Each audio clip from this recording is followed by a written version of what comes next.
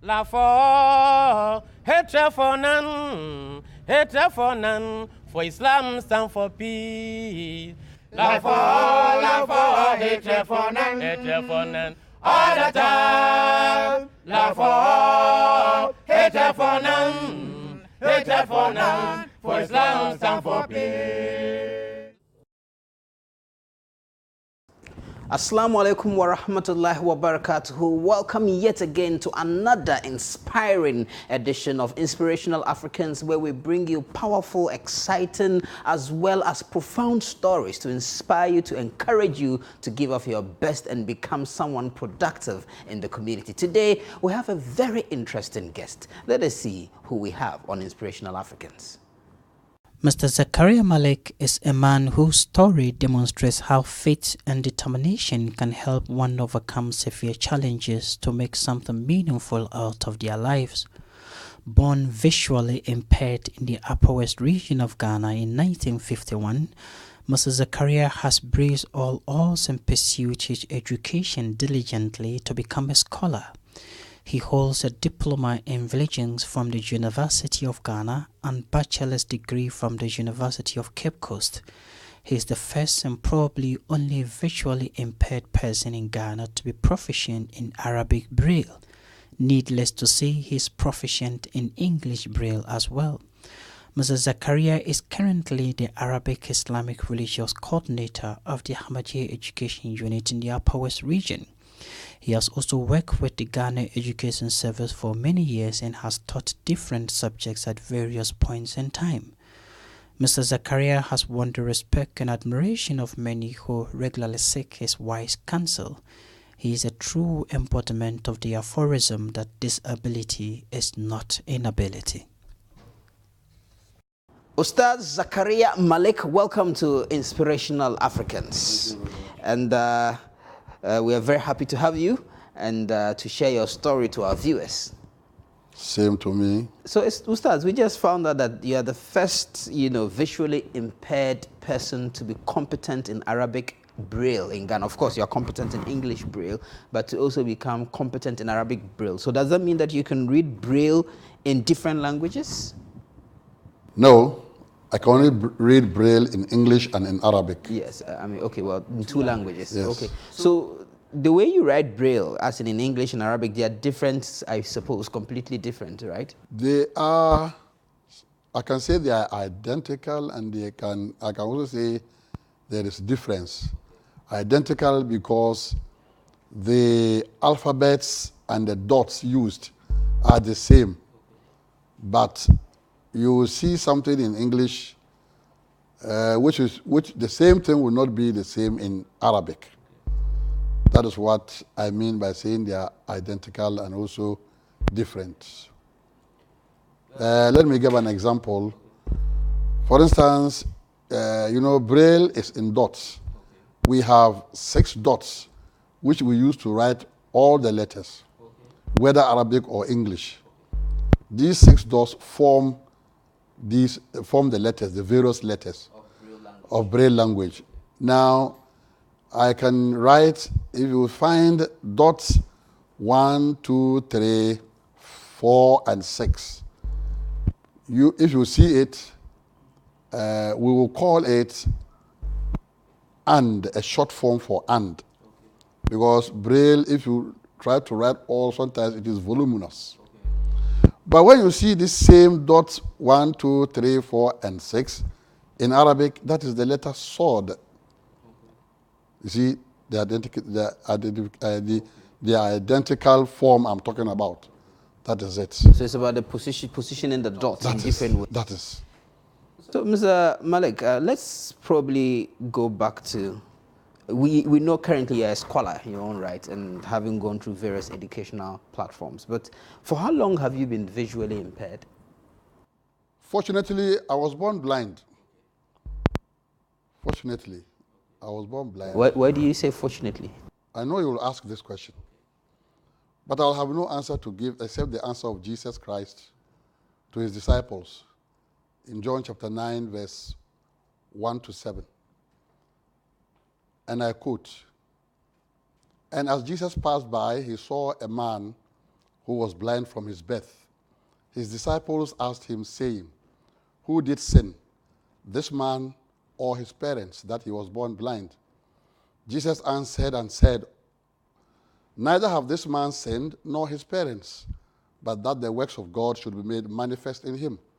For as long as I am in the world, I am the light of the world.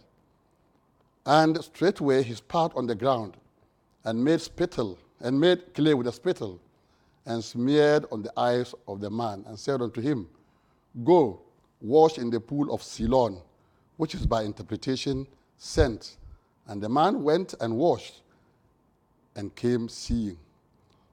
So fortunately, I was born blind just to make a sort of manifestation of God through the second coming of Christ, which is the promised Messiah and Mahdi, alayhi salatu wasalam.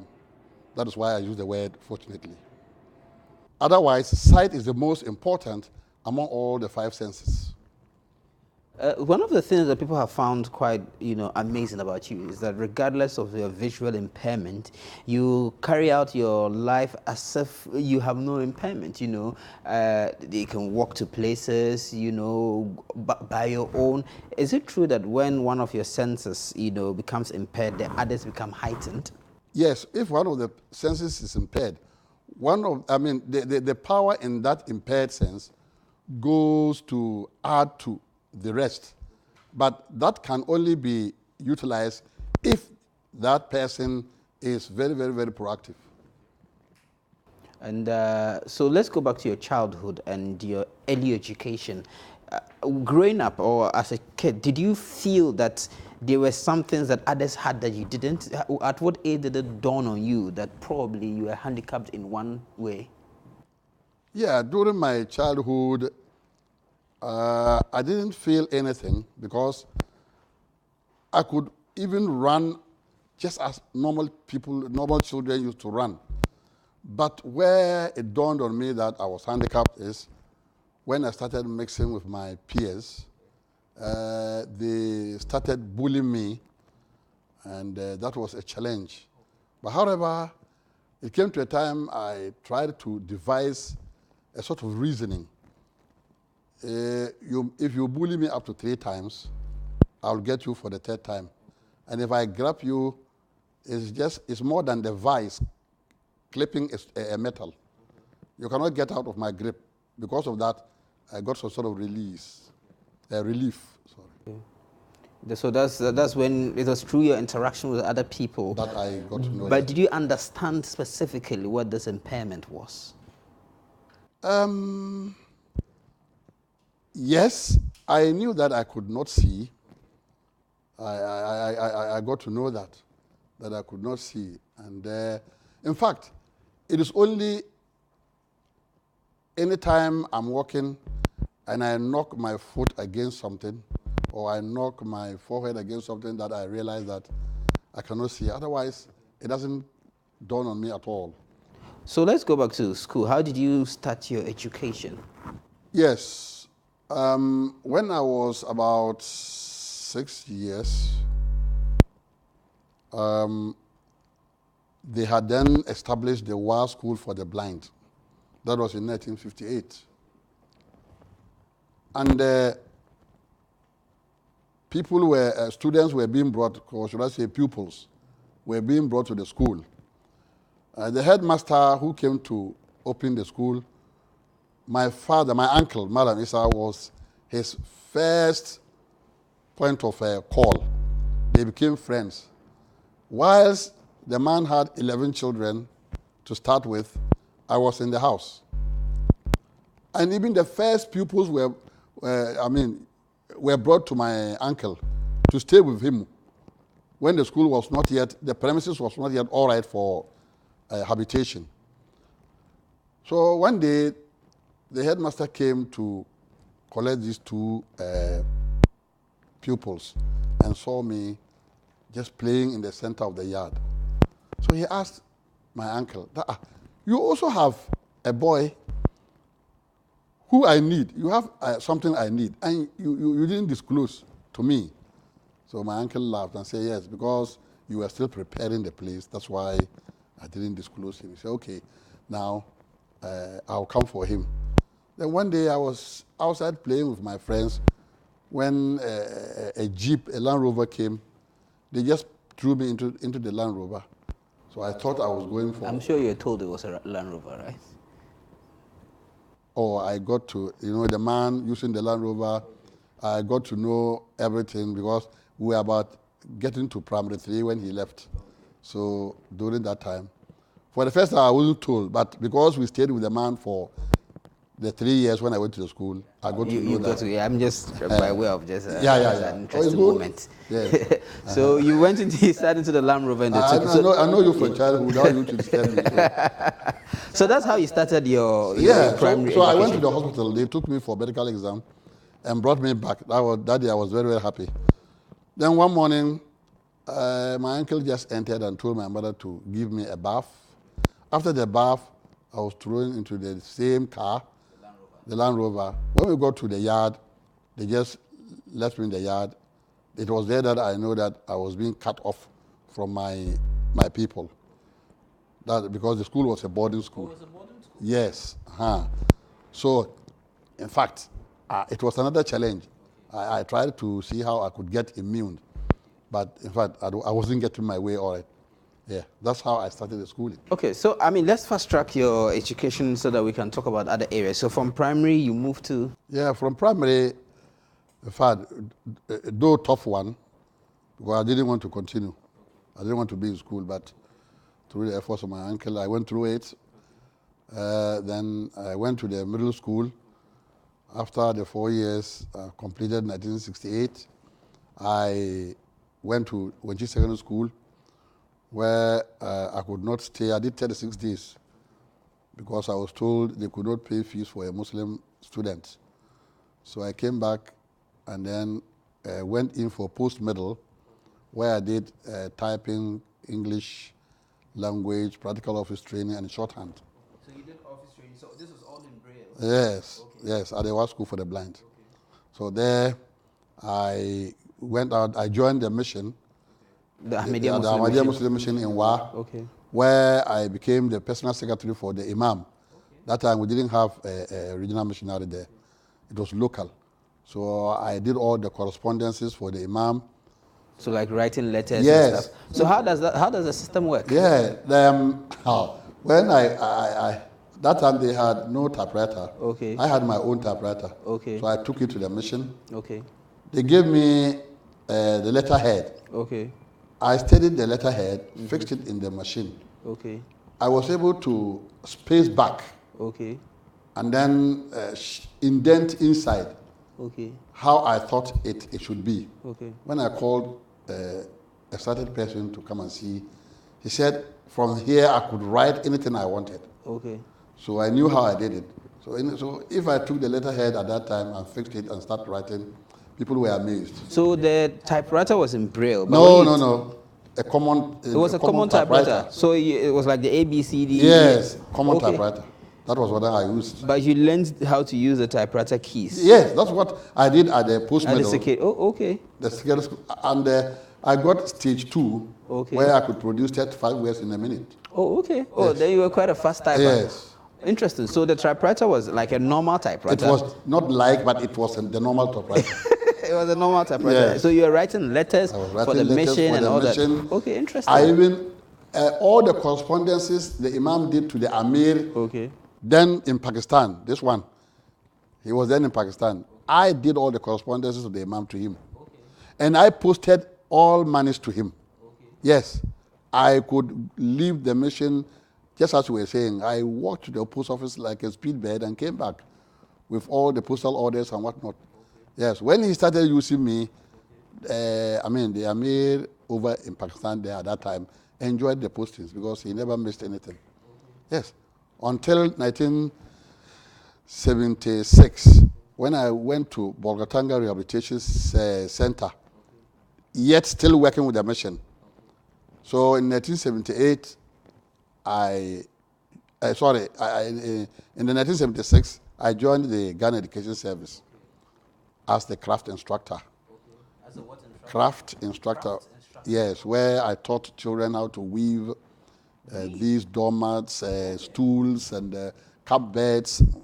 But where had you had studied these competencies back in your secretariat period? No, I went to the center, Bogotanga Rehabilitation Center, a 2-year course, but I, by the grace of God, I used 9 months. Okay. And I was So you were out. teaching students how to weave, yes, how to sew, how to make stuff with their hands.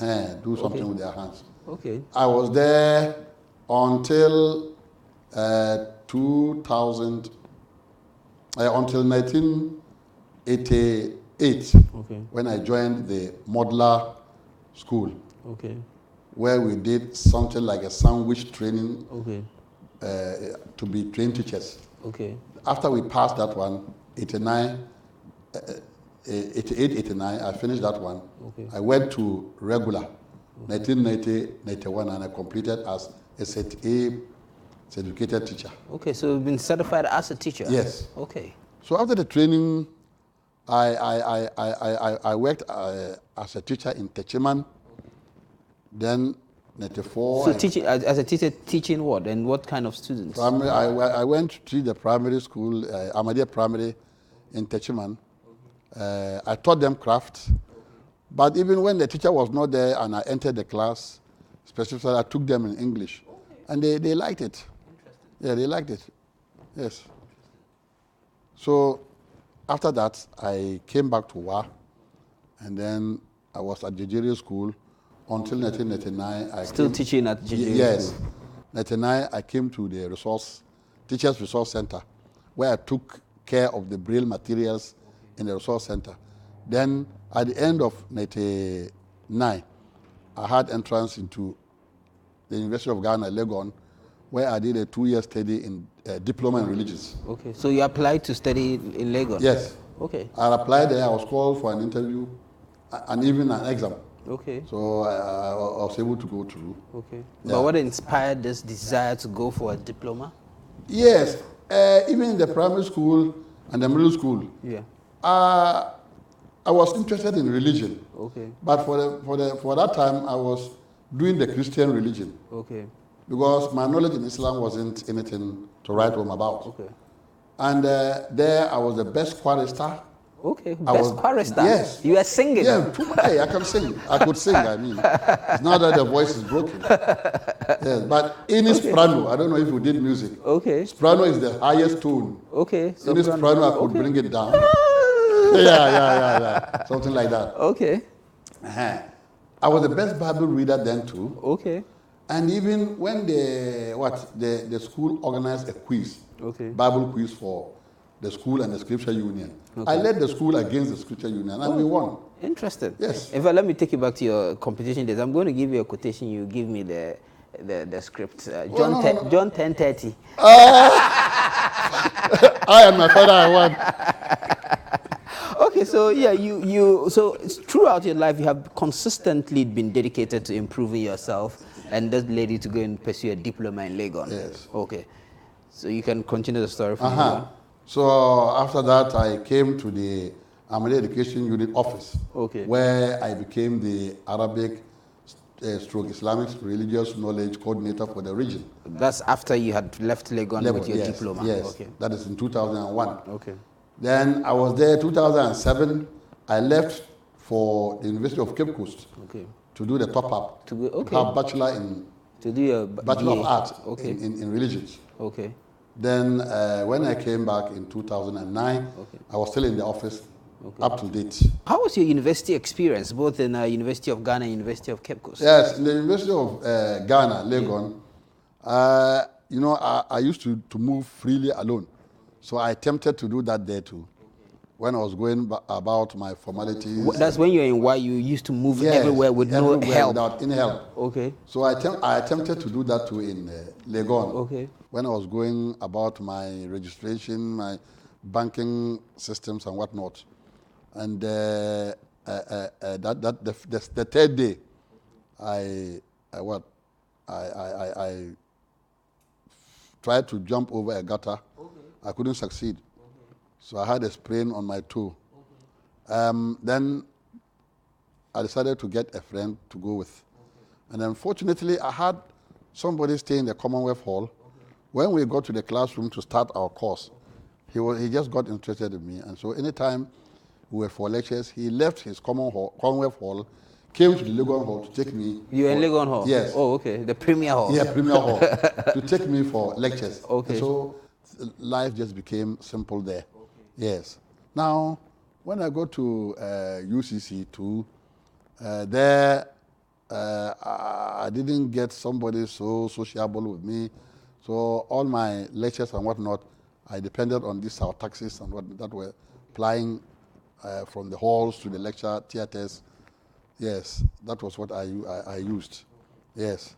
So there, I was forced to be a rich person. Okay. Otherwise, I couldn't do my lectures. Okay. Yes. But on Legon, at least you. Oh, but there were still times you had to move all by yourself. Right? Yes. Some places I did.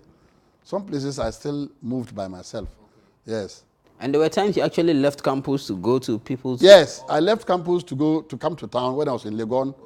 I came to Kokomlemle, I went to Hacho all alone. And sometimes when I directed taxis to where I'm going, they became perplexed.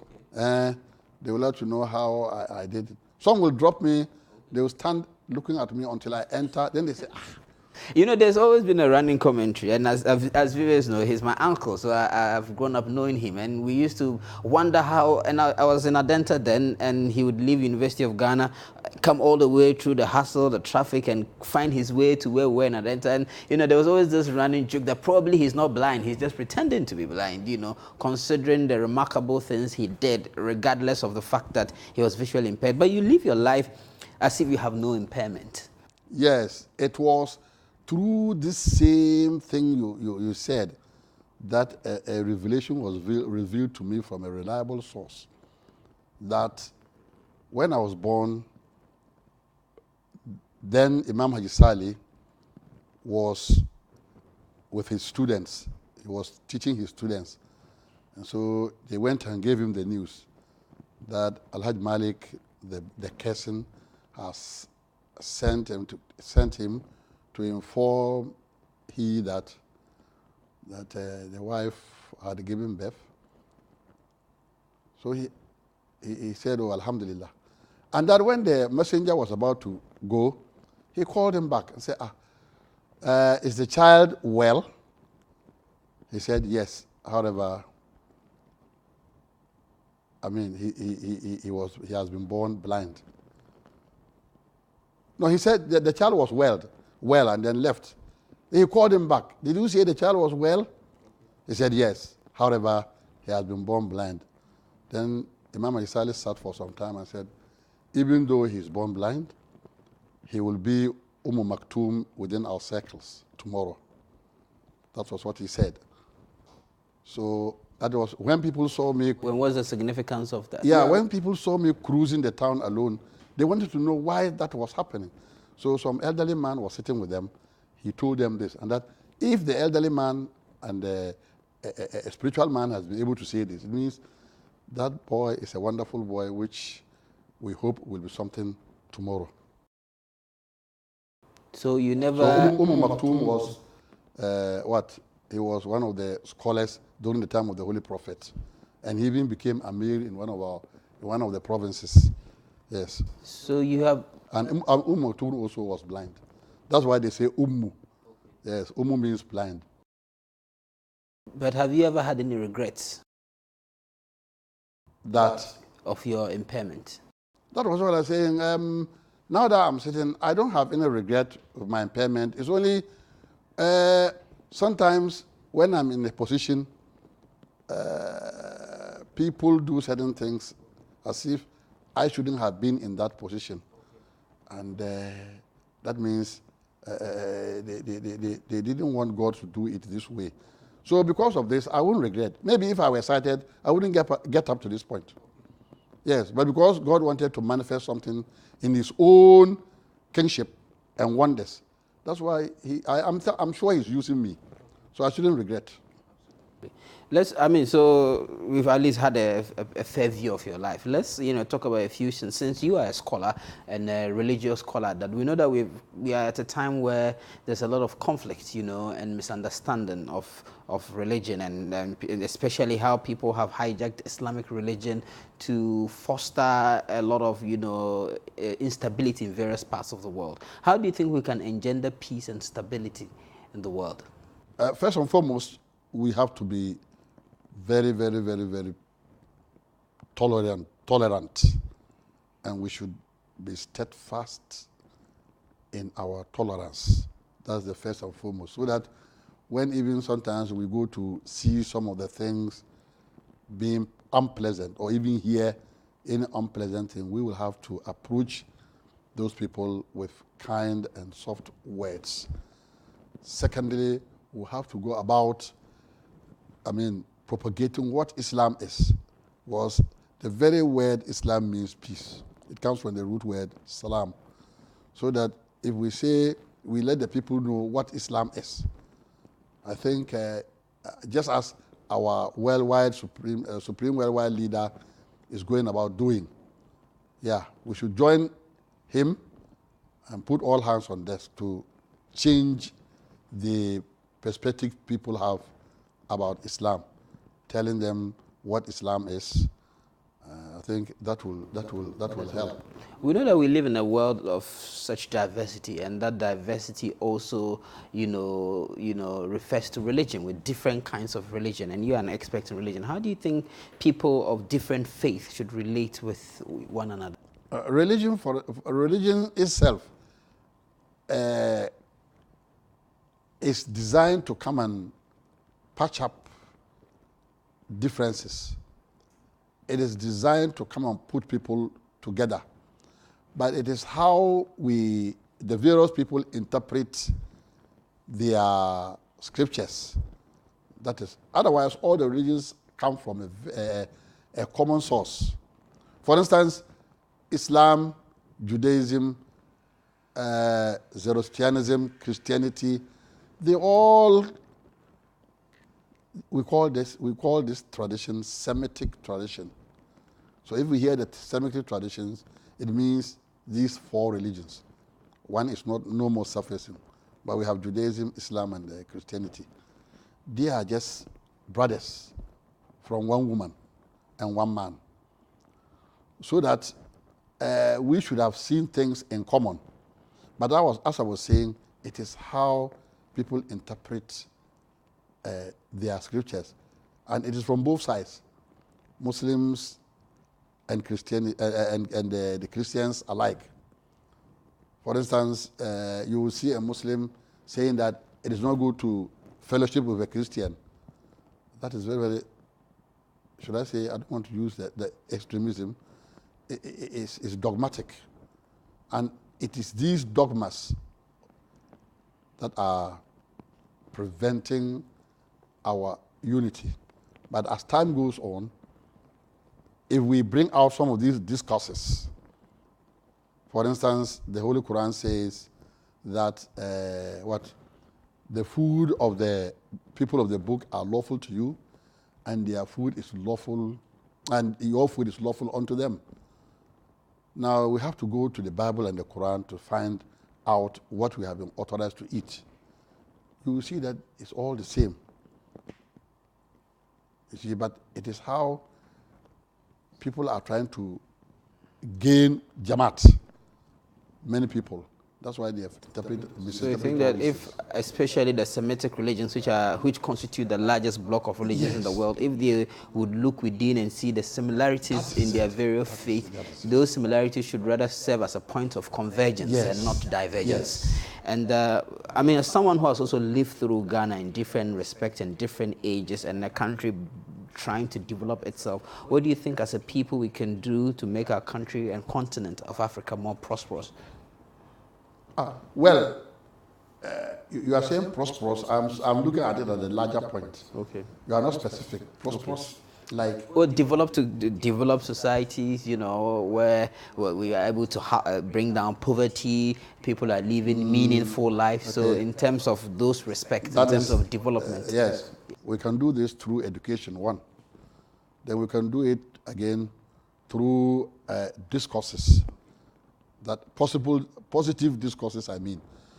And even using this religion, we can do it by using the religion that is, just as you yourself have said, and looking at the similarities within ourselves, within the various religions, for instance, these two religions. And then if we are able to educate each other and we see that there's a need to converge, of which Ghana has, however, started anyway. Ghana has started. We are making progress, and we hope to do more. If we use these two tools, religion and education, I think we can prosper. What do you dream about? What I dream about? In fact, my dream is that Islam, and for that matter, Ahmadiyyat, should one day, I'm hoping that the prophecy of the promised Messiah will be fulfilled so that Islam, and for that matter, Ahmadiyyat, will sweep the whole world. And if I am alive at that time, I hope to be part of that. When you look at your life from childhood, the challenges and opportunities that you've faced, what is your reflection of your life as a whole? Do you believe you have lived a fulfilled life? For me, I believed I've lived a fulfilled life because I have seen many visually impaired people, that is Muslims. I met some 2 Muslims in Cape Coast University who converted to Christianity because, according to them, they were rejected by the community in which they were. They weren't looking after them. So Christians took them and helped them to get up to where they are. And because of that, they decided to be Christians. I was pathetic. I told them that, well, you have a course, but they have to rethink. So I think I've lived a good life because if I had not had this education, if my uncle, Malam Isa, and his brother, Malam Salam, had not laid the foundation for me, I might have ended up in the market square. Should I say begging? I wouldn't have known the Islam, but I would have learned some 1 or 2 words, Lamini Waliyu, Sumani Waliyu, Gausu, whether they are correct or not. That's what I would have been using to beg for alms. But that has not happened because they have laid a very good foundation for me. I sit in front of sighted people. For instance, Ramadan is coming. I'll be giving the dars on the Holy Quran throughout the month. And certain people will be sitting around me, looking at a visually impaired, giving them commentary of the Holy Quran in Ramadan, during Ramadan. Don't you see that I have led a very fruitful life, even if it is this alone. Ustaz Zakaria Malik, thank you very much for joining us on Inspirational Africans. Thank you too. Viewers, we believe you have learned something from today, regardless of whatever challenge that you find yourself, regardless of whatever impairments that you have in your life, whether physical or not physical, you can still make something meaningful. It has been another profoundly exciting as well as educative and inspiring edition of Inspirational Africans. Join us on our subsequent editions. Assalamu alaikum wa rahmatullahi wa barakatuhu.